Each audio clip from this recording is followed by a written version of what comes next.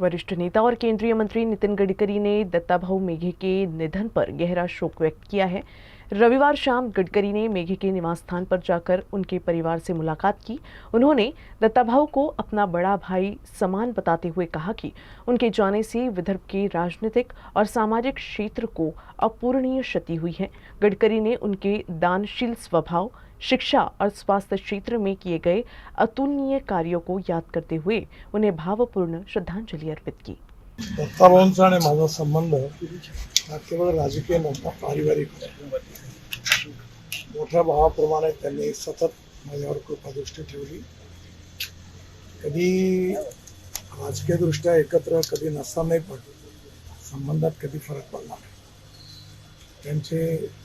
त्यांच्या पूर्ण परिवाराशी अतिशय घनिष्ठ संबंध होते। त्यांचा मृत्यू हा एकंदरीतच जनसामान्यांकरता उदार अंतःकरणाने सगळ्यांच्या मागे मदत करणारा असा लोकनेता होता। विशेषतः मंत्रिपद मिळालं किंवा खासदारकी मिळाली यावेळी सर्व ठिकाणी सगळ्या गरीब माणसाचं कसं येतील याचा त्यांनी विचार केला। आईस्क्रोट विकणारा एक सामान्य विद्यार्थी स्वतःच्या कर्तृत्वाने एवढं मोठं मेडिकल कॉलेज, इंजिनिअरिंग कॉलेज, शिक्षण संस्था, लाखो लोकांच्या जीवनात शिक्षणातून त्यांनी एक नवीन दिशा विदर्भामध्ये विशेषतः अनेक विद्यार्थ्यांना आज शिक्षणाचा, इंजिनियर, डॉक्टरने संधी त्यांच्यामुळे मिळाली। व्यक्तिगतरित्या त्यांनी ज्येष्ठ नागरिक संघाचं काम आधारस्तंभ होते, अध्यक्ष होते।